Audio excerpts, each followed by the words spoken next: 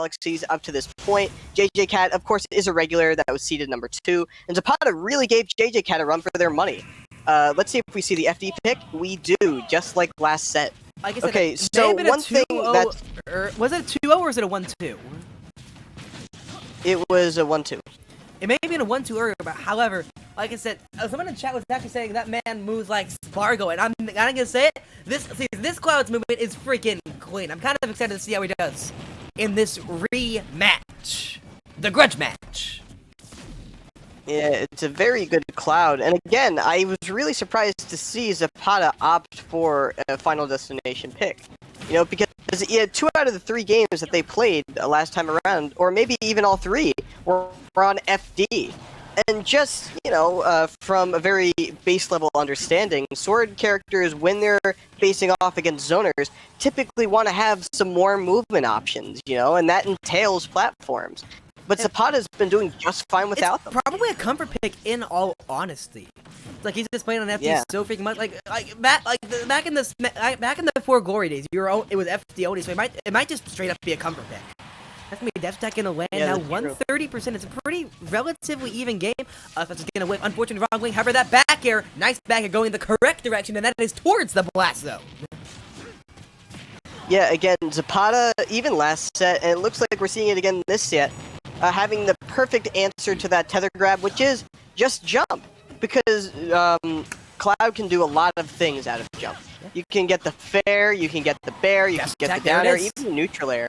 Like, all of Cloud's aerials are really good for situations like that. And just sending Samus off stage and setting up for a ledge trapping situation, and hopefully a back air to the blast zone. That 45% of mileage is starting to multiply all the way up to 80% until jjcat was finally able to land a bit of the thing, a small string of their own, now at 94%.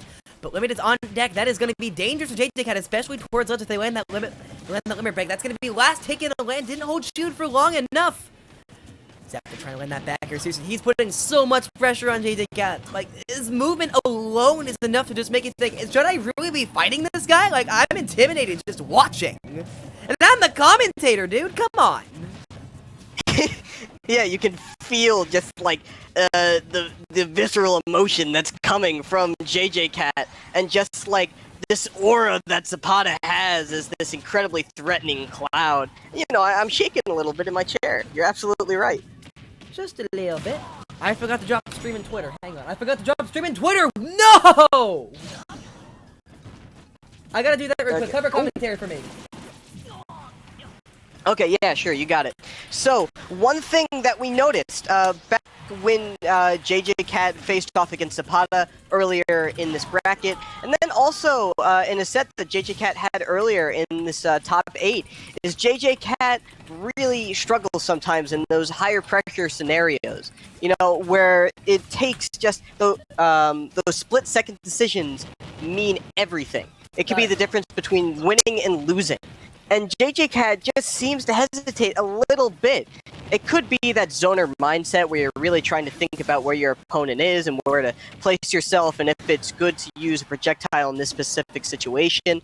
But you need to have some sort of autopilot when it comes to that decision making, because you need to be able to make those decisions like that. Zapata is able to do that. Oh, there's Nair! Frankly, does not. But Zapata, unfortunately, down 91% right now. That's a huge amount of mileage from jjcat. That's not going to be a good neutral B. That was a terrible up B to use. It's just center stage.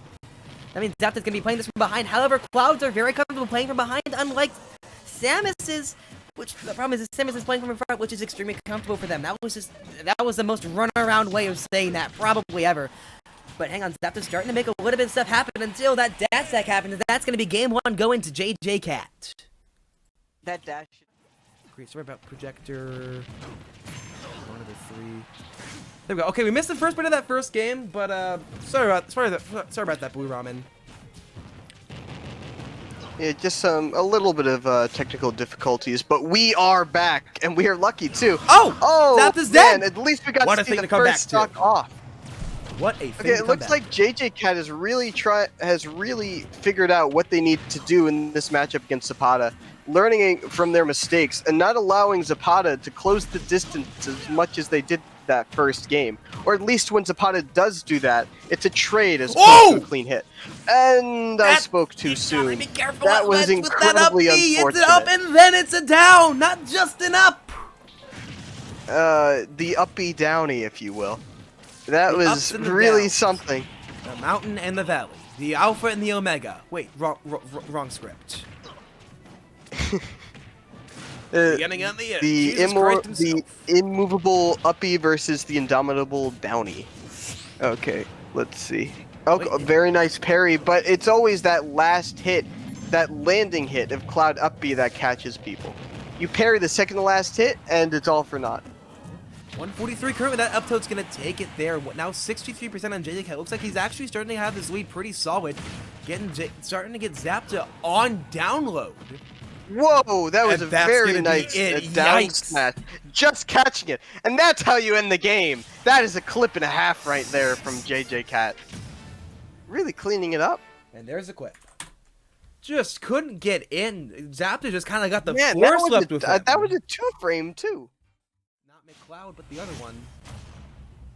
Oh, look at that. Okay, wolf pick. I like this from Zapata. Interesting. Mostly because it gives Zapata, well, it obviously similar movement options to Wolf, or similar movement option to Cloud rather, but also it gives Zapata just a little more options when it comes to ledge trapping, because I really feel that ledge trapping has been the difference maker so far. JJ has done such a good job of utilizing that to an extent that I don't think Zapata has. But now when you have a character like Wolf that has so many great tools for that. Bad air dodge, a little bit too early there. That's going to have jjcat take the early stock there. Zapata clear, not warmed up on this Wolf, but this looks to be one of those picks. So you don't know what else to do, so you go with a different character. That's how it is sometimes, but I do like this pick. I do think this could be the difference maker as long as the counter pick. Yeah. I was thinking pick because, no, this is actually not a terrible matchup, so... Oh, that's true, I forgot. These sets are uploaded to YouTube, so there goes monetization. Whoops. Whoops. Yeah, hey, Robin, can you bleep these out? Yeah, just bleep them out, or like cut the audio or something. Yeah, you'll be fine. Don't worry about it. Yeah, up smash with the questionable hitbox is gonna take it there. Now even stocks. Okay.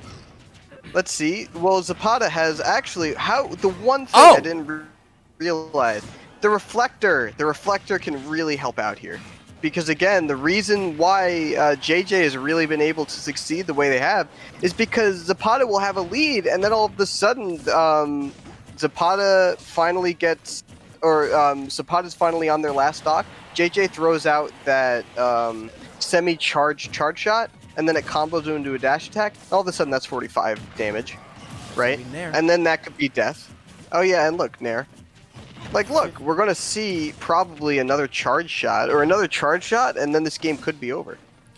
Now 77 trying to get back on, able to get the grab. That's going to be Nair, tries to go for down smash, and that's a terrible air dodge. And that's curtains the solid 3-0 from jjcat. Okay, jjcat showing why they are the second seed overall. Yeah, basically. There was no reason.